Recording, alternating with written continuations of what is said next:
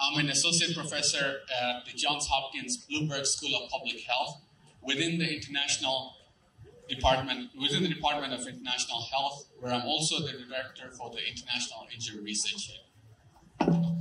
However, today I'm here in my capacity as program director for the ReLAB-HS program, and it again is really an honor to be here with all of you today. Uganda is a country that is very dear to me, and it is where my career in public health started. I am originally from your neighboring country, Kenya, and I first came to Uganda as I was conducting research for my PhD in Eastern Uganda and was focused on health systems and disability. Since then, I have continued engaging in multiple public health initiatives in Uganda and worked with many of you here. It is really wonderful to be back on this occasion for the launch of this new initiative, the Learning, Acting, and Building for Rehabilitation in Health Systems, which is grounded in the view that rehabilitation is a core service and a core component of health systems. We all know that globally and in Uganda, and we've observed this, there's a growing need for rehabilitation. In Uganda, we're observing a growing need for rehabilitation and assistive technologies as a result of the changing epidemiologic profile, with an increasing prominence of non-communicable diseases, as well as increased injuries due to rapid urbanization and motorization, and improved life expectancy. However, despite this, less than 10% of those who need rehabilitation services actually receive them. And it's important to note that physical rehabilitation is not only for persons with disability. Many of us will need physical rehabilitation at some stage in our lives, either following disease, illness, injury, or simply as we age. And therefore, these are services that should be available to any person at any age to support overall health and well-being and functioning throughout our lives. Rehabilitation is an essential service under the Universal Health Coverage Platform, Universal Health Care Platform, and it is a necessary part of a continuum of care that should be available across all levels of the health systems, from the community to the clinics to the referral hospitals. As such, it should be at par with other priority health and social services and designed to be inclusive and equitable for all people.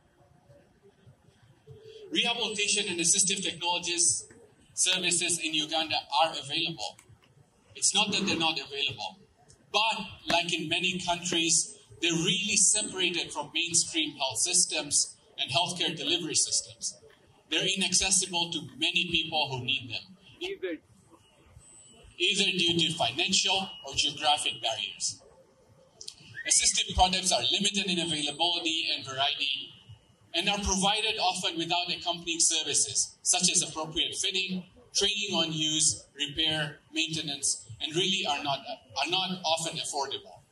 And so while it's great to see some wheelchairs here for distribution, I'm hoping that this is going to be a start to a change in systems where assistive technologies like these wheelchairs are available to people who need them, where they need them, and not be focused on events like this to be able to distribute these wheelchairs. In recognizing rehabilitative care as essential health care, we really have an opportunity to ensure that people have access to the services they need to live a full life. And this is really what's at the heart of ReLAB-HS. This is what ReLAB-HS is really committed to achieving. The Learning, Acting, and Building for Rehabilitation in Health Systems activity, ReLAB-HS, is a 5-year global activity that's funded by the United States Agency for International Development, USAID, through the Leahy War Victims Fund. It is a consortium of international partners that really bring in expertise in public health, health systems, rehabilitation, assistive technology, systems, and implementation science.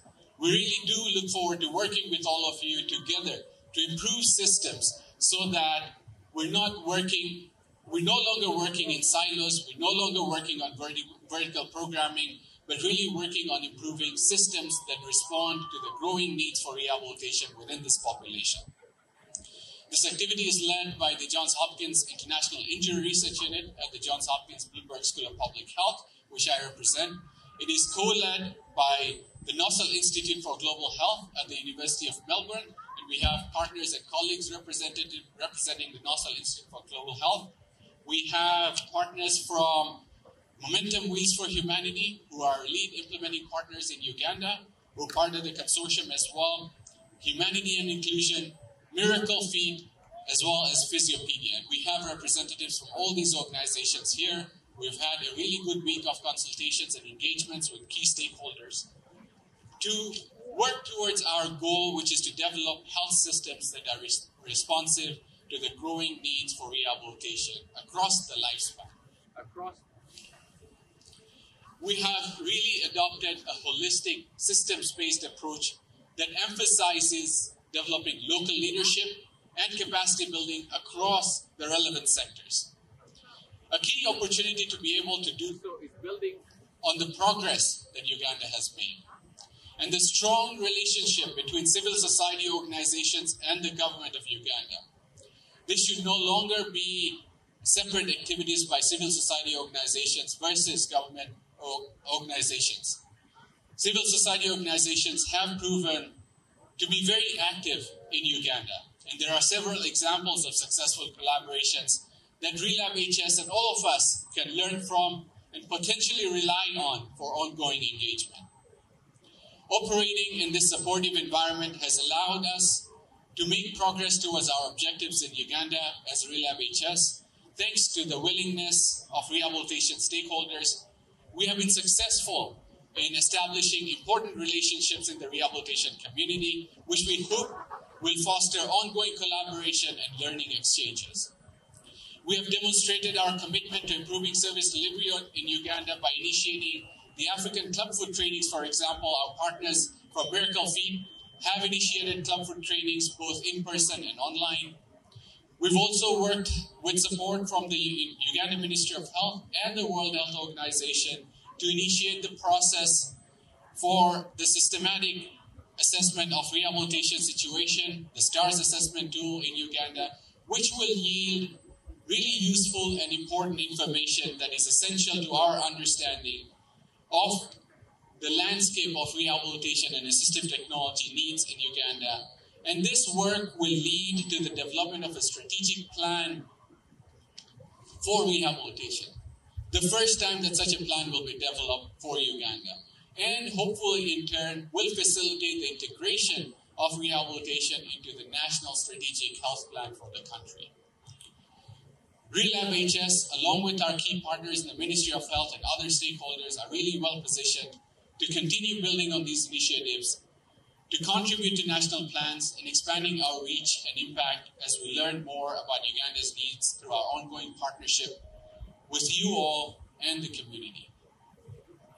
Over the duration of the activity, ReLAB-HS, in partnership with stakeholders at all levels, the local level, the regional level, the national level, we hope to generate evidence to inform decision-making and equipping decision-makers with the skills for effective stakeholder collaboration. We hope to build capacity, adapt and strengthen information systems to generate rehabilitation data that can effectively be used to influence policy and decision-making environments at national and subnational levels.